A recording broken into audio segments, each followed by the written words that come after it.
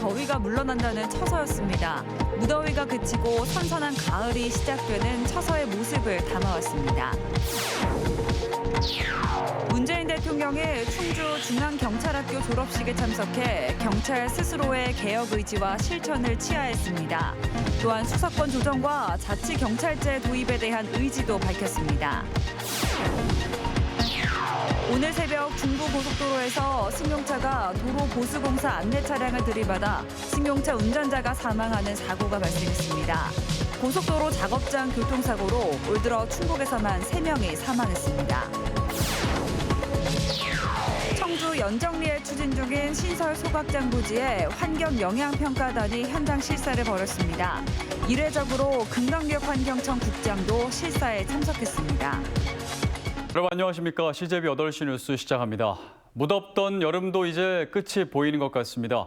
오늘은 24절기 중 더위가 물러난다는 처서였는데요. 절기 그대로 가을이 느껴진 하루였습니다. 조상우 기자입니다. 아라리 연근 벼이삭이 고개를 떨군 채 바람에 일렁입니다. 추석 햅쌀용으로 심은 조생종 벼로 올해 괴산군에서 가장 먼저 벼베기가 실시됐습니다. 손님들도 많이 찾아와 첫 수확에 기쁨을 나눴습니다. 유기농법으로 벼를 일군 농민은 기대 이상의 풍년이라며 여름 내 수고를 말끔히 지었습니다. 가뭄이 심했는데 이제 하늘에서 비가 마침 또 시기에 적절하게 내려줬고 그래서 그 다음에 이제 배가 연그르고 잘 됐어요. 그래가지고 수확이 작년보다 나아요. 과수원에는 사과가 주렁주렁 매달렸습니다. 추석 대목장에 내놓을 홍로 사과로 하루가 다르게 씨알이 굵어지면서 빨갛게 익어가고 있습니다. 바닥에는 이렇게 반사 필름을 깔아놨는데 햇빛을 많이 받아서 당도도 높이고 색깔도 예쁘게 하기 위한 것입니다. 온갖 고생 끝에 풍작을 이루었지만 기쁨 반, 걱정 반이 농민의 심정입니다. 이걸 잘 팔아야 되는 그 압박감도 있고 이제 농사는 졌는데 이걸 이제 파는 게 또 중요하거든요. 이거 이제 가격이 좋아지길 기대하는 게 이게 굉장히 걱정이에요. 삐죽삐죽 하늘로 치솟은 참깨대도 두툼하게 살이 올라 수확을 기다립니다. 여름 내 몸집을 키운 늙은 호박은 이제 가을이 왔음을 알립니다. 길가엔 벌써 코스모스가 얼굴을 내밀었습니다. 무더위가 그치고 선선한 가을이 시작된다는 처서. 자연은 올해도 어김없이 절기대로 순행하고 있습니다. CJB 뉴스 조상우입니다. 문재인 대통령이 공약 사항인 수사권 조정과 자치경찰제 도입 의지를 거듭 확인했습니다.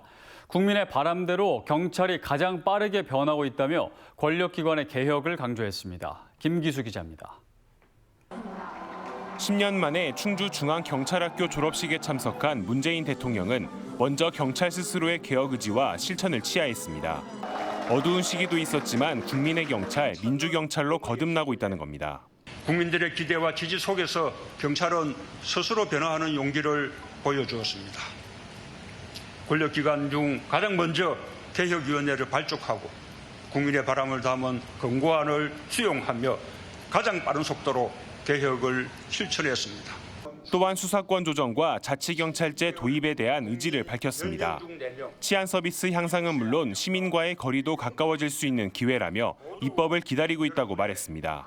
수사권 조정과 자치경찰 도입 법안을 국회에서 조속히 매듭 지어주기를 당부드립니다. 그러나 무엇보다 중요한 것은 경찰이 국민의 지지와 신뢰를 얻는 것임을 잊지 말아야 할 것입니다. 다만 검찰을 비롯한 권력기관의 개혁은 국회 협조와 법 개정이 필요해 속도와 성과는 온전히 정치권의 몫으로 보입니다. 얽힌 실타래를 풀기 위한 솔로몬의 지혜가 대전제인 겁니다. 이런 가운데 문재인 대통령이 경찰대학교가 아닌 중앙경찰학교 졸업식에 참석한 것은 경찰대 개혁에 대한 신념을 유지하고 있는 것으로 풀이됩니다. CJB 뉴스 김기수입니다. 다음 소식입니다. 오늘 새벽 중부고속도로에서 승용차가 도로 보수공사 안내 차량을 들이받아 승용차 운전자가 숨지는 일이 있었습니다. 졸음운전이 빈번한 새벽 시간대 전방주시 태만으로 인한 사고가 잇따르고 있는데 운전자들의 각별한 주의가 필요합니다. 진기훈 기자입니다. 오늘 새벽 2시 40분쯤 진천군 진천읍 중부고속도로 상행선에서 72살 정모 씨가 몰던 승용차가 공사 안내 차량을 들이받았습니다. 이 사고로 승용차 운전자 정 씨가 숨지고 동승한 부인 김 씨가 크게 다쳤습니다.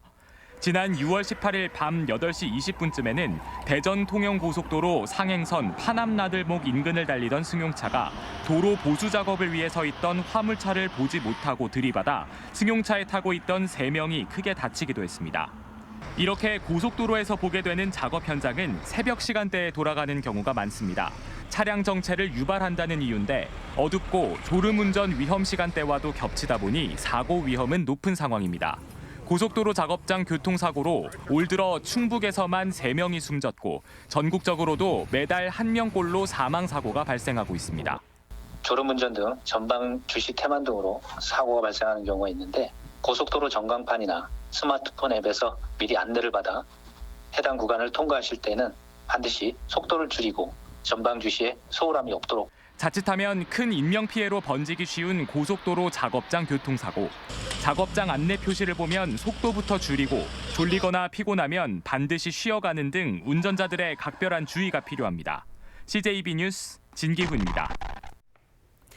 전국 폐기물 소각량의 18%가 집중된 청주에 또 다른 신설 폐기물 소각장이 추진되고 있다는 소식 얼마 전 전해드렸는데요. 이와 관련해 오늘 금강유역환경청에서 해당 소각장에 대한 현지 실사에 나섰습니다. 여기엔 금강환경청의 국장까지 참석했는데 상당히 이례적인 일입니다. 정진규 기자입니다. 청주시 연정리에 추진 중인 신설 소각장 부지입니다. 환경영향평가단이 현장 실사를 벌입니다. 그런데 이 가운데 금강유역 환경청 국장도 포함돼 있습니다. 소각장 설치로 우려되는 환경 문제를 직접 확인하는 겁니다. 신설 소각장의 소각 용량은 하루 평균 95톤가량. 이 정도 규모의 소각장 실사에 국장급 직원이 직접 참여하는 것은 이례적인 일입니다. 주민들분께서 이장님들이 요구하시고 이제 업체에서 뭐 수용하시면은 별도로 이제 날 잡아서 뭐 각 빠른 시일 내에 한번 이제 설명회를 가지시면 좋을 것 같습니다. 이달 초 청주시 의회 미세먼지 특위는 금강환경청을 방문해 소각업체의 환경 영향 평가를 부동의할 것을 촉구했습니다. 그 근거로 자체 조사 결과 소각장의 발암물질 배출량이 기준치를 크게 초과한다는 점, 하루 90톤의 지하수 사용으로 인한 집안 침하로 인근 고속철도의 안전 문제를 지적했습니다. 특히 소각장 반경 5km 안에 보육과 교육시설 21곳이 밀집해 있다는 점도 강조했습니다. 금강환경청 국장까지 실사에 나선 이유도 이 같은 문제 지적에 압박을 느끼고 직접 확인하기 위한 것으로 풀이됩니다. 소각시설 문제점에 충분히 금강유역 환경청에 전달을 하고 있고 앞으로 또 계속해서 전달할 예정이기 때문에 금강유역 환경청에서도 이례적으로 많은 관심을 가지고 있다고 봅니다. 소각장 백지화에 열쇠를 준 금강유역 환경청의 환경 영향평가 의견은 이르면 다음 달 초 통보될 전망입니다. CJB 뉴스 정진규입니다.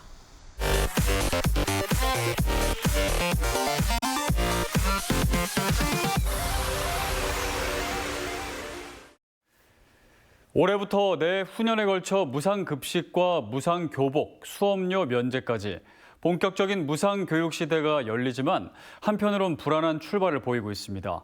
정치적 이해 충돌과 안정적인 재원 마련은 여전히 넘어야 할 산입니다. 조용광 기자입니다. 충북교육청은 올해 69억 원의 자체 예산을 들여 2학기 고3 학생들을 대상으로 무상교육을 시작했습니다. 하지만 내년 이후 지속 여부는 안개 속입니다. 교육부와 교육청이 예산을 절반씩 부담해 고2와 고1로 대상을 확대하기로 한 관련법 개정안이 국회를 통과하지 못하고 있기 때문입니다.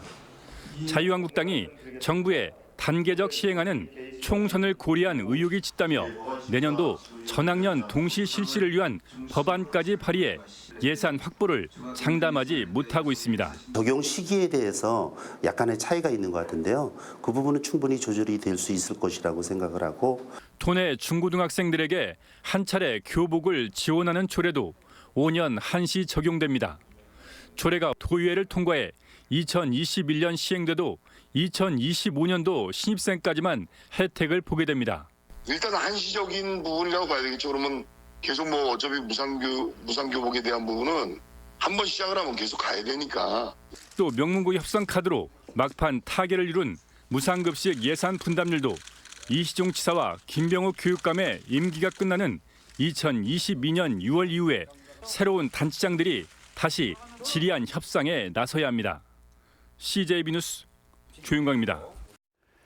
충청북도의회 교육위원회는 375회 임시회 1차 회의를 열고 일본 전범기업 제품 공공구매 제한에 관한 조례안을 원안 가결했습니다. 또 도교육청 일본 전범 기업 제품 표시에 관한 조례안은 수정 가결했습니다. 도교육위는 국민의 희생을 통해 성장한 일본 전범 기업 생산 제품의 공공구매를 제한해 도민의 올바른 역사의식 확립에 기여하자는 취지에서 조례안을 원안 가결했다고 밝혔습니다. 청주 옛 연초 제조창이었던 문화제조창 C가 준공식을 개최하고 복합문화공간으로 재탄생했습니다. 연면적 5만 1,500여 제곱미터 규모인 문화제조창 C에는 공예 클러스터와 문화체험시설, 상업시설 등이 들어설 예정입니다. 청주시는 내부 인테리어 공사를 마치고 다음 달 열리는 청주 공예 비엔날레 개막과 함께 본격적인 운영에 들어갈 방침입니다. 충청북도가 2024년까지 반도체 소프트웨어 융합 설계 지원센터를 건립할 계획입니다. 정부가 육성에 나선 시스템 반도체 분야를 선점하기 위한 조치입니다.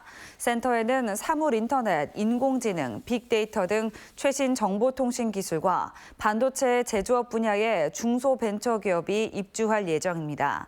건립 후보지로는 관련 공공기관이 모여있는 충북혁신도시가 논의되고 있습니다. 지난 21일 충청북도가 17,000명에게 스팸 문자를 발송한 것은 용역업체 직원의 실수였던 것으로 확인됐습니다. 도는 당일 용역업체 직원이 문자 서비스 시스템을 업그레이드하는 과정에서 테스트 문자를 실수로 대량 발송했다고 밝혔습니다. 잘못된 문자 발송으로 발생한 255만 원가량의 요금은 용역업체에 청구할 방침입니다. 롯데쇼핑이 청주시 비하동 롯데마트와 롯데 아울렛을 롯데리츠에 매각하고 건물을 임차해 영업을 이어갑니다. 롯데리츠는 롯데쇼핑이 보유한 부동산 자산의 유동화를 목적으로 세워진 회사로 백화점과 마트, 아울렛 등 전국 10개 점포가 매각 대상이 됐습니다. 이번 조치는 온라인으로 이동하는 유통시장의 변화에 발맞춰 신사업 투자 등 유동성 개선을 위한 것으로 보입니다.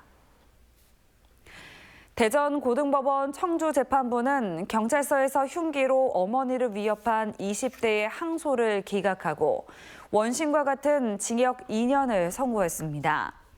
피고인은 지난해 11월 청주 상당경찰서에서 아들의 협박 상담을 받던 어머니를 찾아가 자신을 정신병원에 입원시켰다며 흉기로 위협한 혐의로 재판에 넘겨졌습니다. 이상으로 CJB 8시 뉴스를 모두 마칩니다. 시청해